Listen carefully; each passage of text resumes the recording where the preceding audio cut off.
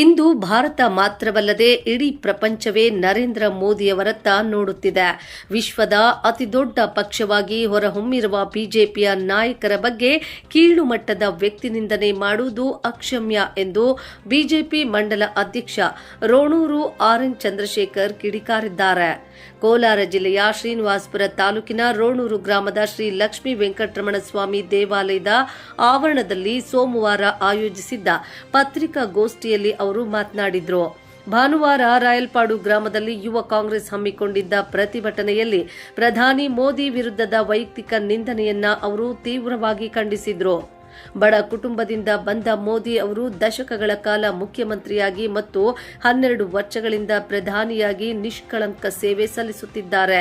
140 ಕೋಟಿ ಜನರ ಸೇವೆಯೇ ಅವರ ಗುರಿ. ಅಂತಹವರ ಬಗ್ಗೆ ಕೆಟ್ಟದಾಗಿ ಮಾತನಾಡಿದರೆ ನಾವು ಅಷ್ಟೇ ತೀಕ್ಷ್ಣವಾಗಿ ಉತ್ತರಿಸಬೇಕಾಗುತ್ತದೆ ಎಂದು ಎಚ್ಚರಿಸಿದರು. ಮನ್ರೇಗಾ ಯೋಜನೆಯಲ್ಲಿ ಕೆಲಸದ ದಿನಗಳನ್ನು 100ರಿಂದ 125ಕ್ಕೆ ಹೆಚ್ಚಿಸಿ ಬಡವರಿಗೆ ಅನುಕೂಲ ಮಾಡಿಕೊಡಲಾಗಿದೆ. ಮುಂದಿನ ದಿನಗಳಲ್ಲಿ ಇಂತಹ ಇನ್ನಷ್ಟು ಜನಪರ ಯೋಜನೆಗಳು ಜಾರಿಗೆ ಬರಲಿವೆ ಎಂದರು. ರಾಜ್ಯದಲ್ಲಿ ಕಾಂಗ್ರೆಸ್ ನಾಯಕರ ಮುಖ್ಯಮಂತ್ರಿ ಸ್ಥಾನಕ್ಕಾಗಿ ಕಿತ್ತಾಡುತ್ತಿದ್ದಾರೆ. ಆದರೆ ನಮ್ಮಲ್ಲಿ ನರೇಂದ್ರ ಮೋದಿಯವರ ಸಿದ್ಧಾಂತದಡಿ ಏಕಪಕ್ಷೀಯವಾಗಿ ಆಡಳಿತ ನಡೆಯುತ್ತಿದೆ ಎಂದು ಲೇವಡಿ ಮಾಡಿದರು. ಶಾಸಕ ಜಿಕೆ ವೆಂಕಟ ಶಿವಾರೆಡ್ಡಿ ಅವರು ಎನ್ಡಿಎ ಮೈತ್ರಿಕೂಟದಲ್ಲಿದ್ದು ಜಾತ್ಯತೀತವಾಗಿ ಅಭಿವೃದ್ಧಿ ಮಾಡುತ್ತಿದ್ದಾರೆ. 5 ವರ್ಷಗಳ ಅವಧಿಗೆ ಆಯ್ಕೆಯಾಗಿರುವ ಅವರ ರಾಜೀನಾಮೆಯನ್ನ ಕೇಳುವ ಹಕ್ಕು ಯಾರಿಗೂ ಇಲ್ಲ. ಮುಂದಿನ ಚುನಾವಣೆಯಲ್ಲಿ ಕ್ಷೇತ್ರದಲ್ಲಿ ಬಿಜೆಪಿ ಶಾಸಕರು ಗೆಲ್ಲುವುದು ಖಚಿತ ಎಂದು ಭವಿಷ್ಯ ನುಡಿದ ಈ ಸಂದರ್ಭದಲ್ಲಿ ಬಿಜೆಪಿ ತಾಲೂಕು ಕಾರ್ಯದರ್ಶಿ ಶೆಟ್ಟಿಹಳ್ಳಿ ನಾಗಭೂಷಣ್ ಉಪಸ್ಥಿತರಿದ್ದರು.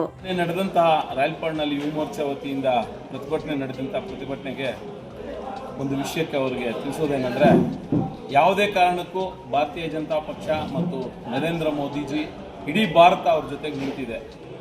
ಕೇವಲ ನೀವು ಬೆರಳೆಣಿಕೆಯಷ್ಟು ನೀವು ಹೋರಾಟ ಮಾಡಿ ನಾವು ಮೋದಿಯವರು ಹಾಗೆ ಮೋದಿ ಸುಳ್ಳು, ಈ ಮೋದಿಯವರು ಮಾಡ್ತಾ ಇರೋದು ಸರಿ ಇಲ್ಲ, ಈ ಪಕ್ಷಕ್ಕೆ ನಮ್ಮ ಪಕ್ಷಕ್ಕೆ ಬಂದು ವೆಂಕಟೇಶ್ವರ ಅವರು ನಮ್ಮ ಪಕ್ಷ ಆದಿದ್ರು ಅವ್ರು ಬಂದು NDAಯಲ್ಲಿ ಬೆರ್ತಿದ್ದಾರೆ, ಅವರನ್ನು ರಾಜೀನಾಮೆ ಕೊಡು ಅಂತ ಕೇಳೋದು ಅದೆಲ್ಲ ಸಮಂಜಸ ಅಲ್ಲ. ಜನರು ತೀರ್ಮಾನ ಮಾಡಿದ್ದಾರೆ, 5 ವರ್ಷ ಅಧಿಕಾರ ನೀಡಿದ್ದಾರೆ, ಅವರು ಒಳ್ಳೆ ಕೆಲಸಗಳೇ ಮಾಡ್ತಾ ಇದ್ದಾರೆ. ಅದು ಅಧಿಕಾರದಲ್ಲಿದ್ದೇನೆ ಅದೇ ತನ್ನ ಒಂದು ಕೆಲಸವನ್ನು ಮಾಡ್ತಾ ಹೋಗ್ತಾ ಇದ್ದಾರೆ. ಅವರು ಮಾಡಲಿ, ಅದು ಅದರ ಪ್ರಶ್ನೆ ಬೇರೆ. ಭಾರತೀಯ ಜನತಾ ಪಕ್ಷ ಏನು ತಪ್ಪು ಮಾಡಿದೆ? ಇಡೀ ಪ್ರಪಂಚದಲ್ಲೇ ಏಕೈಕ ದೊಡ್ಡ ಪಕ್ಷ ಅಂದರೆ ಭಾರತೀಯ ಜನತಾ ಪಕ್ಷ. ಅದರಲ್ಲಿರ್ತಕ್ಕಂಥ ಎಲ್ಲ ಮುಖಂಡರುಗಳು ನರೇಂದ್ರ ಮೋದಿಜಿಯವರು ಈ ದಿನ ಇಡೀ ಪ್ರಪಂಚ ನೋಡ್ತಾ ಇರ್ತಕ್ಕಂಥ ಒಬ್ಬ ವ್ಯಕ್ತಿ. ಅವ್ರು ಯಾವುದೇ ಕಾರಣಕ್ಕೂ ನಮ್ಮ ರೈತರಿಗಾಗಲಿ ಇನ್ನೊಬ್ಬರಿಗಾಗಲಿ ಕೆಟ್ಟದ್ದು ಬಯಸದೆ ಕೆಲಸ ಮಾಡ್ಕೊಂಡು ಬರ್ತಾ ಇದ್ದಾರೆ. ಆ ಒಂದು ವಿಷಯಕ್ಕೆ ಸಂಬಂಧಿಸಿದಂತೆ ನೀವು ಹೋರಾಟ ಮಾಡಿ, ಯಾವ ರೀತಿಯಾಗಿ ಮಾಡಬೇಕು ನಿಮ್ಮ ಇದನ್ನು ನೀವು ಮಾಡ್ಕೊಳ್ಳಿ, ನಾವು ಬೇಡ ಅನ್ನೋಲ್ಲ. ಭಾರತೀಯ ಜನತಾ ಪಕ್ಷ ಮತ್ತು ನರೇಂದ್ರ ಮೋದಿಯನ್ನು ನಿಂದಿಸೋಕ್ಕೆ ಬರಬೇಡಿ. ದಯವಿಟ್ಟು ಯಾರೇ ಒಬ್ಬರು ವೈಯಕ್ತಿಕ ನಿಂದನೆಗಳು ಮಾಡಿದ್ರೆ ನಾವು ಅದಕ್ಕೆ ಸರಿಯಾದ ಉತ್ತರ ಕೊಡಬೇಕಾಗ್ತದೆ. ದಯವಿಟ್ಟು ಇದು ನಿಮಗೆ ನಾವು BJP ಪರ ಮತ್ತು ನರೇಂದ್ರ ಮೋದಿಯವರ ಪರವಾಗಿ, ನಮ್ಮ ಪಕ್ಷದ ಪರವಾಗಿ BJPಯವರು ಯಾವತ್ತೂ ದೇಶವನ್ನು ಕಟ್ಟುವ ಒಂದು ಕೆಲಸ ಮಾಡ್ತಾ ಇದ್ದಾರೆ. ಯಾರೇ ಅನ್ಯತಾ ಮಾಡ್ತಾ ಇಲ್ಲ. ಇಡೀ ನೀವು 20 ದೇಶದ ಎಲ್ಲ ರಾಜ್ಯಗಳಲ್ಲಿ ಅಧಿಕಾರದಂತ ನೀವು ಈ ದಿನ ಕೇವಲ ಬೆರಳೆಣಿಕೆಯಷ್ಟು 2 ರಾಜ್ಯ 3 ರಾಜ್ಯಗಳಲ್ಲಿ ಬಂದು ನಿಂತಿದ್ದೀರಿ. ನಿಮ್ಮ ಧೋರಣೆಯನ್ನು ಬದಲಾಯಿಸಿಕೊಳ್ಳಿ. ನಿಮ್ಮ ಧೋರಣೆಯನ್ನು ನೀವು ಬದಲಾಯಿಸಿಕೊಂಡ್ರೆ ನಿಮ್ಗೆ ಅಧಿಕಾರ ಮತ್ತೆ ಸಿಗ್ಬೋದು. ಆದರೆ ಈಗ ಇನ್ನು ಮುಂದೆ ನಿಮ್ಗೆ ಅಧಿಕಾರ ಸಿಗೋಕ್ಕೆ ಕಾರಣ ಇಲ್ಲ. ನಾವು ಅಧಿಕಾರ ನಮ್ಮದು ಅಧಿಕಾರ ಅನ್ನೋ ಸಮಯದಲ್ಲಿ ನೀವು ಇದ್ದೀರಿ. ನಿಮ್ಮ ಮುಖ್ಯಮಂತ್ರಿ ಉಪಮುಖ್ಯಮಂತ್ರಿ ಕಿತ್ತಾಟಗಳಲ್ಲಿ ನೀವು ಕಾಯ್ತಾ ಇದ್ದೀರಿ. ಆದರೆ ನಮ್ಮ ಪಕ್ಷ ಆ ರೀತಿಯಾಗಿ ಮಾಡ್ತಾ ಇಲ್ಲ. ಏಕಪಕ್ಷೀಯವಾಗಿ ನರೇಂದ್ರ ಮೋದಿಜಿಯವರು ಇಡೀ ಭಾರತವನ್ನು ಕಾಪಾಡ್ಕೊಂಡು ಬರ್ತಾ ಇದ್ದಾರೆ.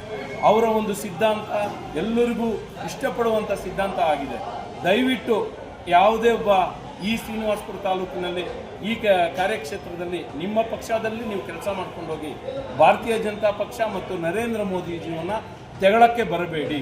ನಿಮ್ಮನ್ನು ನೀವೇನಾದರೂ ಅಂದ್ಕೊಳ್ಳಿ, ಪಕ್ಷ ಮಾಡ್ತಾ ಇರೋ ಒಳ್ಳೆ ಕೆಲಸಗಳಿಗೆ ನರೇಂದ್ರ ಮೋದಿಜಿಯವರು ಮಾಡ್ತಾ ಇರ್ತಕ್ಕಂಥ ಕೆಲಸಕ್ಕೆ ಅವರು ಒಂದು ಮುಖ್ಯಮಂತ್ರಿಯಾಗಿ ಸುಮಾರು 12 ವರ್ಷಗಳು ಸೇವೆ ಸಲ್ಲಿಸಿದ್ದಾರೆ.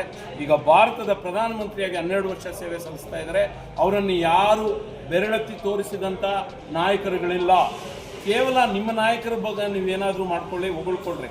ಆದರೆ ದಯವಿಟ್ಟು ಇದು ನಿಮಗೆ ನಮ್ಮ ಕಡೆಯಿಂದ ನಿಮಗೆ ನೀಡ್ತಕ್ಕಂಥ ಒಂದು ಸಮಂಜಸವಾದಂಥ ಉತ್ತರ ಇದು.